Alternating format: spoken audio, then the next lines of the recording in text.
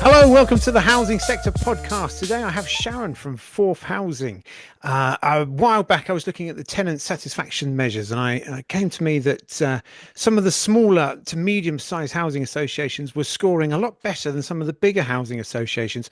And I wondered what the trick might be, what they're able to do that some of the bigger providers aren't able to do. So I've reached out to some smaller, medium-sized providers, and today we have Sharon from Fourth Housing. Hello, Sharon, how are you? I'm very well, Ben. Thank you. Thank you very much for inviting me along today.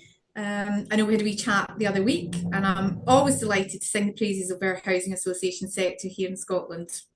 Brilliant. And that's something else I don't know much about, the sort of what happens sort of in Scotland, if there's any difference between the housing associations in England and housing associations in Scotland. So that would be quite interesting as well. Can you just first of all tell me what is it that you do at Fourth Housing? So at Fourth Housing, I'm the director, which is kind of equivalent of chief exec in some organisations, but I'm the director, so I lead the team there. We've got about 20 members of staff. So I'm responsible for the overall strategic direction and performance of the organisation. And I initially joined Forth back in September 2022 as interim director. We were going through a significant period of change. And then in January 24, I applied and I was successful to get the permanent post.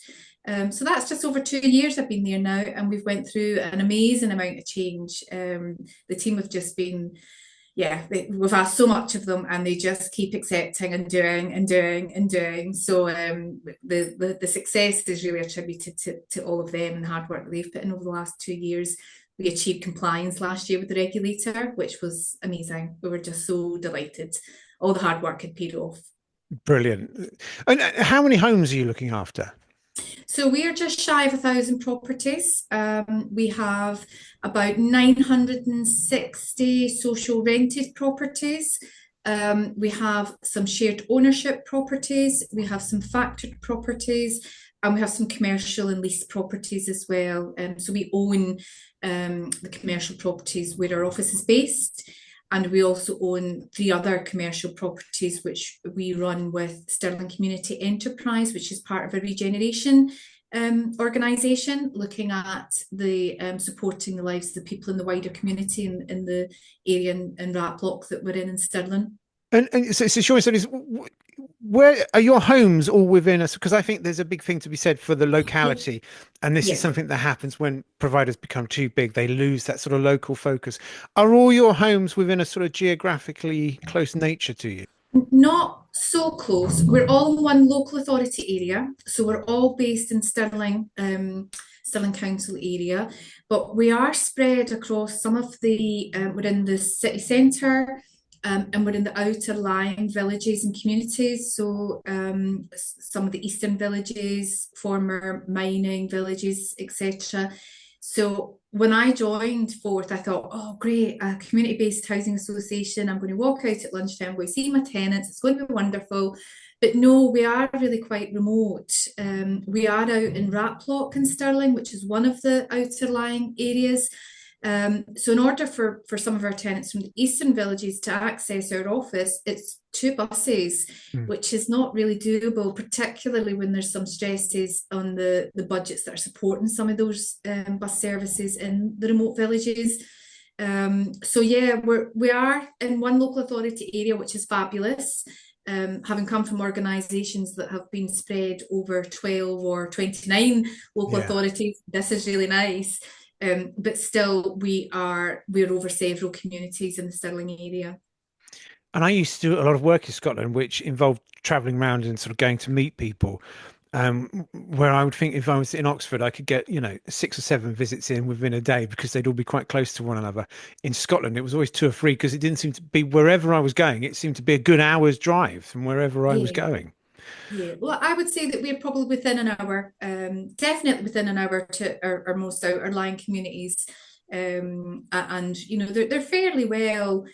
for accessible for staff with cars, so we can get across there and do our visits and meet with our tenants quite easily. But certainly for tenants that don't have access to a car, the use of public transport, you'll be 2 hours by the time you wait for connections, etc., to the office. But most of them are still reasonably well connected to the city centre, which is good. However, some of the kind of large employment sectors, the hospital, etc., they will also be a couple of bus journeys, which is not ideal for employment prospects in some of those communities, which is always something that we're chatting about to the council and to the planning. When we're speaking about new developments, we're very conscious that a lot of our tenants may not have access to cars, and they will be solely relying on public transport for everything, for accessing any amenities, either for leisure or for business. So we're always making sure that we're raising that concern, that those services are maintained and a good level of service is maintained, to keep those people connected. Yeah, yeah. When you came in initially as interim and when you took over full time, was there a big was there a sort of thing at the top of your list that went, this is the thing I have to address first. This is where my focus needs to be. So there was an organisation called Full Circle Solving that was there before me, and a lovely lady, Jacqueline Norwood, started off the sort of a review with the working towards compliance with the standards. So there was a relatively good roadmap in place which focused, and it was our governance that was one of the biggest things. We had good levels of tenant satisfaction. The frontline services were being delivered really well with the team, but it was more the behind the scenes, policies, procedures, compliance, how we regulated ourselves and how we evidence how we regulated ourselves, which was the biggest thing. So that was the sole purpose of my appointment, was to deliver that, to get that, and do all the necessary work involving our tenants and consultation exercises over our business plan, over relevant policies. We quickly established a health and wellbeing conference for our tenants. Now, not massively attended, but we had a good representative from the communities there, and they were really involved in our tenant engagement strategy, our business plan. We also had a little workshop on our strategic option appraisal, which was a requirement of the change of senior personnel. And they all got an opportunity to kind of get involved in that, which was really, really good. And that was one of the things that we really wanted to embed as part of that first year, is making sure that we were really connected with our tenants, making sure that they had a really effective voice in forth in what we were doing and how we were improving things. So that was a real win for us, and definitely solely focused on all of those activities to achieve compliance with the regulatory standards. As I say, it was more about the behind the scenes business delivery rather than the frontline services, because we still had excellent void relet times. We had, good arrears management. We had excellent levels of tenant satisfaction with the repair service. So there was not a lot to do there, but it was about how we delivered that and how we followed policies and we followed procedures that were appropriate and up to date and reflected our practices. So that was all the kind of nuts and bolts of it, which was essential to that achieving compliance. The background stuff that often doesn't get the praise it deserves, but is that Yeah, fundamental, crucial part of the whole. absolutely. It forms the foundation of everything we do. And if we've got a good, stable foundation, if we have good, robust governance procedures, then that's the platform to go and launch and deliver whatever we need to deliver. And I guess perhaps, sometimes you can forget about it, because it just sits there. But there's so many people in the organisation that are involved in that. Sometimes our housing staff or repair staff might not feel connected to that. So again, that was one of the things that we did. We made sure our officers were all really connected with the governance of the organisation, so that they became very familiar with the committee, that they would write their own committee papers and they would get the credit for that rather than just firing off information to be included and then presented by someone else. So they have the opportunity to come to the management committee as well, and present their papers and have that relationship there. And I think that really kind of helps. Oh, this is all part of the business. This is Yeah. really important, so it really kind of helps that understanding, and people have welcomed that. We've got one of the assistant housing officers recently putting together a paper for committee, and she has the opportunity to go and present that if she wishes. So that had never been really done here before. So it's your work. You get the Yeah. recognition for it. It's not up to me or one of the senior managers to go and tell someone what you've done. You have that opportunity. So it really brings us together, and I think that's really, really important. The best way to get people's buy-in is to have them involved in it. And if they're involved and got a stake in it, then they're naturally invested in it and it's a positive outcome.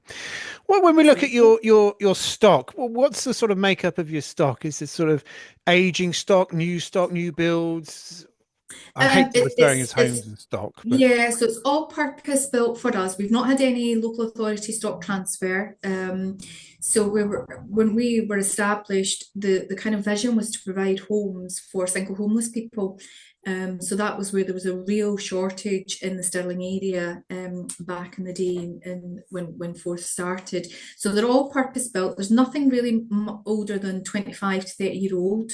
They've all been really well constructed and well maintained. So we've got a really good portfolio of properties there.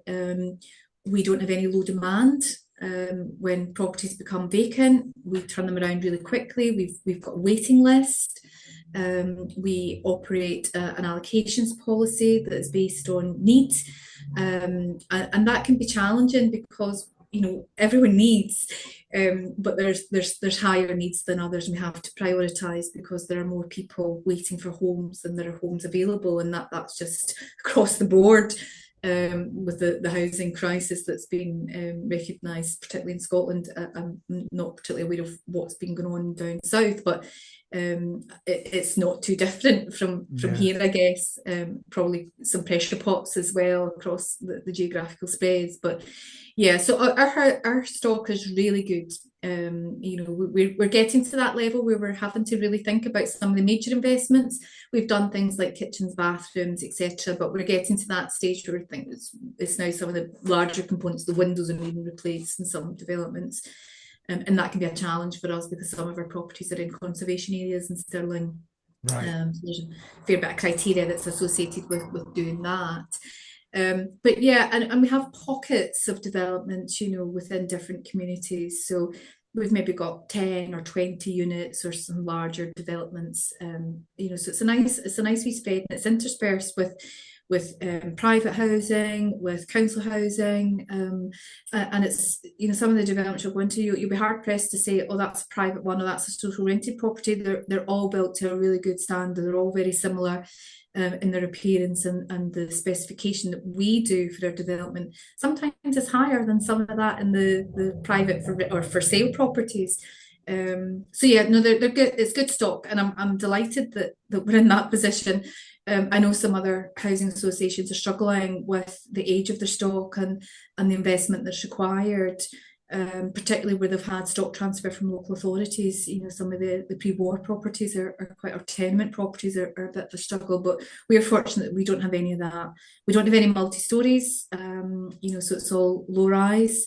We've got a good balance between family homes, 2 beds, 1 beds as well. And we've got some accessible properties. One of the things that we want to try and focus on where we can over the coming years and the next round of developments, if we're lucky to get funding, is to increase our provision for accessible homes. So we're looking at trying to attain a 10% minimum of wheelchair properties in all our developments, because that's a huge unmet need as well. There's still a number of people living in wholly unsuitable accommodation, inaccessible, really having detrimental effect on their standard of living, their quality of life.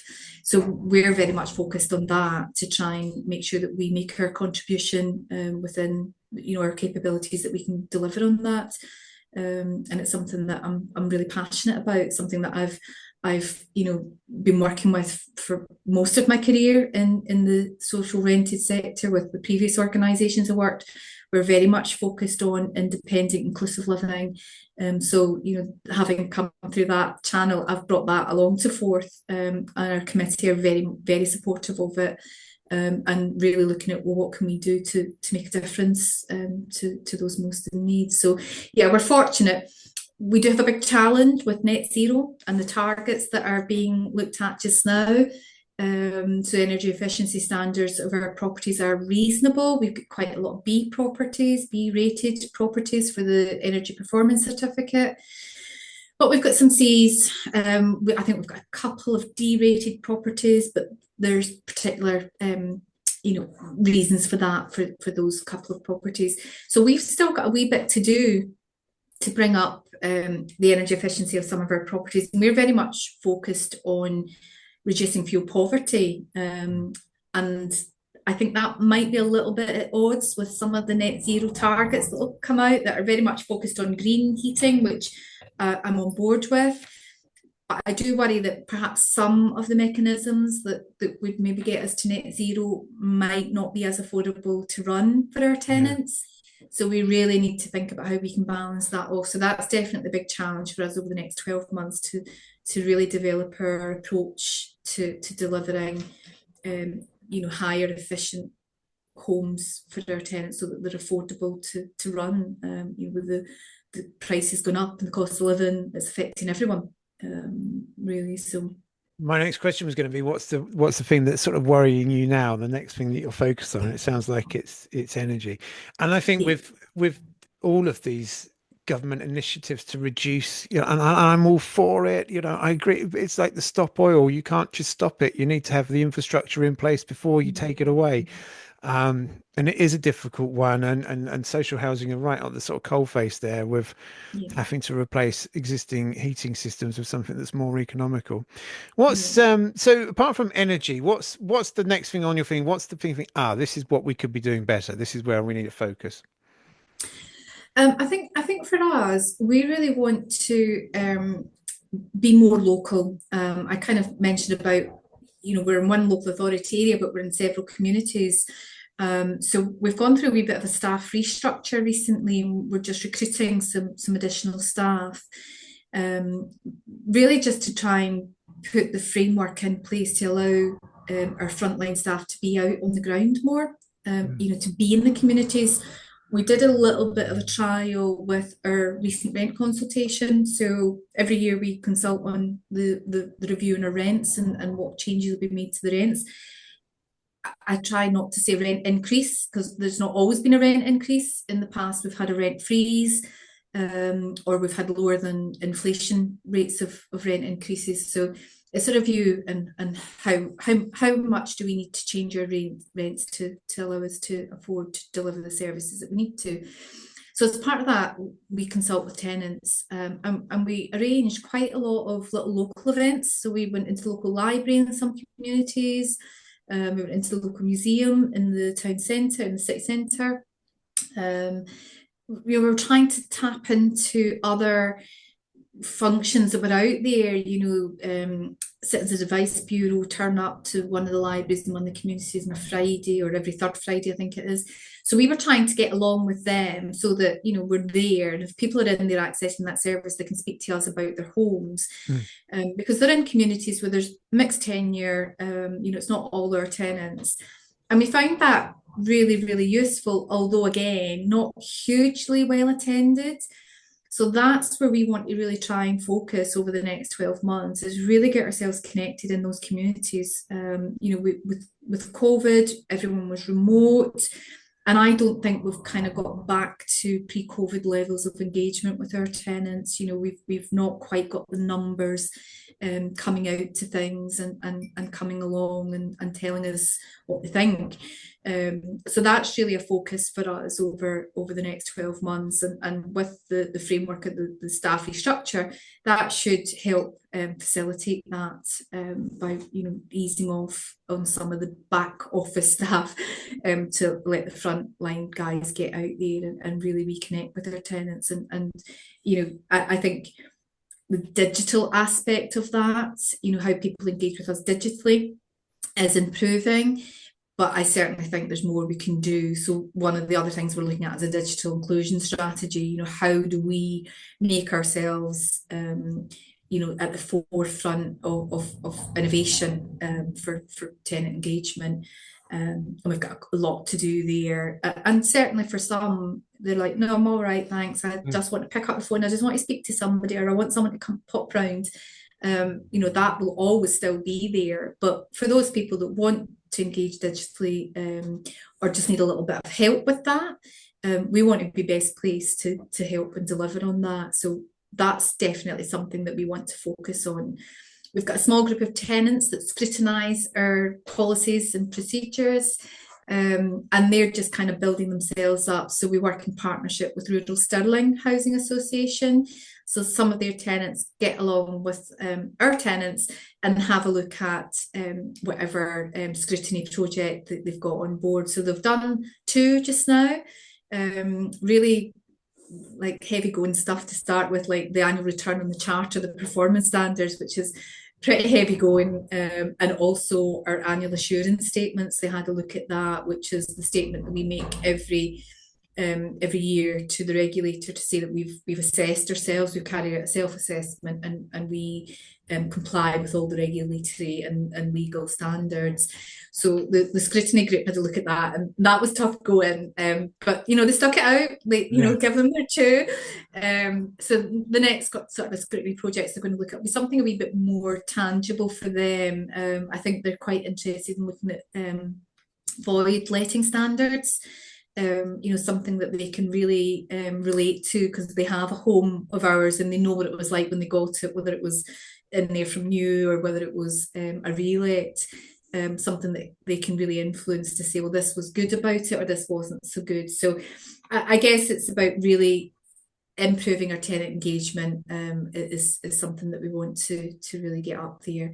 As I say, we're not really back to pre-COVID levels at all. And I guess lots of people will be finding that COVID has changed things significantly for everyone. Yeah. Very much so. Sorry, we put this on Do Not Disturb, but my wife is able to get bypast that. So sorry for the interruption there. As she should. Yeah.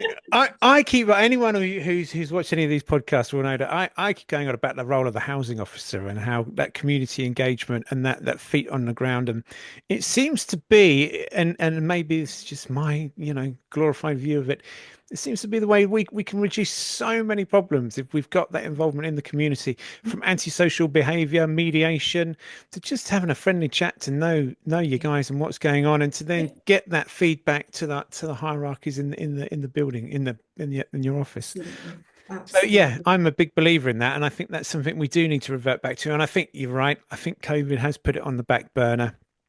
But I think we need to re-engage with it, because, if someone popped around and had a cup of tea with me, they'd find all sorts of information that they could glean that they wouldn't get from a digital survey or necessarily meeting me at the library and whatnot. Absolutely. And we've started, and I know lots of organisations do it already, but certainly at Forth, it's not something that they've been routinely doing, with annual tenant visits.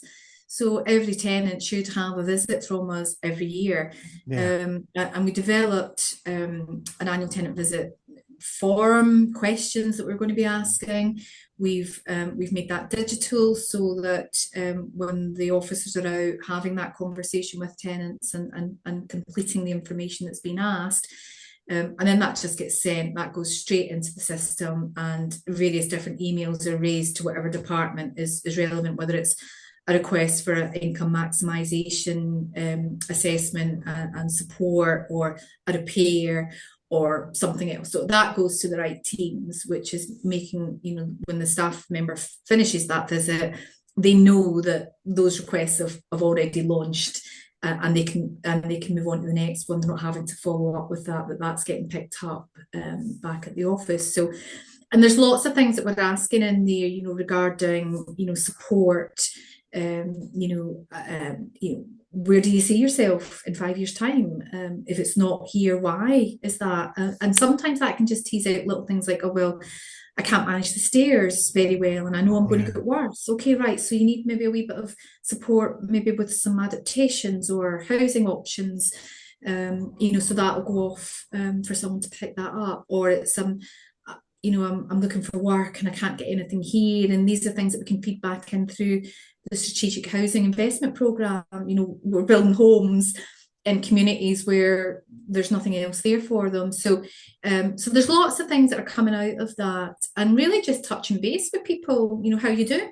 How are you getting on? Is there anything we could do to support you? Is there anything you need? No, I'm fine. And it's that whole, 80% of our tenants won't really need us, so we can step right back from those tenants, and they'll just get on, and they don't want anything from us. They don't need it. There's, getting on just fine. And then there'll be 20% of our tenants that might need some extra support or signposting or advice, and we might need to step in to help those guys out. And maybe even within that 20%, there might be a handful that we really need to step up, and really need to engage with them and look at how can we engage with other agencies to really support this family or this person, this tenant, in order to sustain their tenancy, because they're really at risk here. So, we're kind of thinking about that, step back for those that are okay and don't need us, and then, step in or really step up where we have to. And only by doing those annual tenant visits will we get to know that, a lot of the tenants are well known with our housing staff, and that relationship is invaluable in knowing, where we do need to think about where are the most vulnerable people, where do we need to start. So we have done that hierarchy of, these are the hundreds or so tenancies that we want to get into first, because we've not really heard much from them for a wee while. They've gone quiet, or there's not been any repairs reported, or there's been no contact or no communication. So let's just go and visit and see, is everyone all right? What do you need from us? And sometimes it is, don't need anything, everyone's fine. But sometimes they've just gone quiet because they've withdrawn, or they're facing some challenges. And we had one last night where, kind of late on in the day, we literally just walked around and chapped the door. Are you all right? We've got concerns. And we can only do that because the staff know them. Yeah. They absolutely know them. And we were able to give some assurances to that person last night to say, right, these are the things that we'll do first thing in the morning. We'll deliver a mobile phone to help you out. We'll deliver a voucher for the supermarket along the road. We'll get your income maximisation assessment done, because they were really worried, really worried. So that agility, flexibility to be able to just respond because you know your tenants, that's the beauty of what we've got, and invaluable in delivering our services. And we need to do more of it. And that was evident in the tenant satisfaction measures with the smaller providers. And can I say, and I'm known for being honest and truthful, and I hope you don't mind me saying, you've come in and you've done the boring stuff, the procedures, you've got all that in place. But what you've maintained is your human connection. You're aware of that, and you're connected to your staff and your residents, and to be able to come up with, the scenario that you've just discussed there shows that you have a human involvement. And this is what I think is one of the problems some of the bigger providers have. It's not stock, it's not schemes, there are homes, and it's a very human, emotive area, which is why the complaints can sometimes be so emotive and so strong. And for you to keep that connection and that understanding bodes really well for all the four. And we don't always get it right. We absolutely do not always get it right. We have complaints, and sometimes we have a complaint about the same thing because we've still not got it right. But if we really unpick that and really understand what went wrong, and we can move quickly. We can say, right, okay, let's not do that. Let's just stop doing that, and let's do it this way because that will make a difference. But yeah, there's things that have run on for a while because we've just maybe not given it the resource, or we've thought it's been all right and it's went quiet for a wee while. So no, we don't, we're absolutely not perfect. We've got lots to No. do. But yeah, I think we've kept the staff have absolutely kept tenants right at the forefront of everything they do, and it's almost like, so I'm sorry, I need to do this for the tenants. That policy is going to have to wait, and Yeah. and that's a balancing act, because yeah, we absolutely need to get it right, but if we don't get the policy right, then we're not getting it right. Yeah. So we very much invested in that, taking ownership of things. The frontline staff can make those decisions on this is the right thing to do. This is what's needed. This is the right thing to do for this tenant. And if that is something on an emergency basis of going out and getting a bag of shopping, absolutely, that's the right thing to do. But we need to make sure that we've got a provision and a policy that provides for, longer term support, and making sure that that emergency sticking plaster isn't Yeah. going to be needed as often, that there are real good, strong frameworks in place to support tenants. And again, that was one of the things that we did in the last couple of years, was we introduced the role of assistant tenancy sustainment officer, and that's meant to be that kind of wider role, not quite grown into that yet, but it's meant to be that wider role. Where do we go for support? And at Christmas time there, our tenancy sustainment officer brought in something like £11,000 worth of toys and gifts, for tenants' children, who otherwise wouldn't have got anything. Mm. Now, if we didn't have that post, we wouldn't have been able to do that. And that, that gives us that additional leverage to bring in additional support, and by being on the ground. That's Yeah. how we know that and how we can do that. Sharon, it's great to have you on and have this conversation. We're fast coming to an end, but I've really enjoyed talking to you, and it's been quite uplifting, and it's really lifted my heart. So thank you very much indeed. Keep up the great work, and let's catch up again in a few months' time and see how things are going, Great. and discuss the great works that you're doing. Thank you very much indeed, Sharon. Thanks, Ben. Thank you.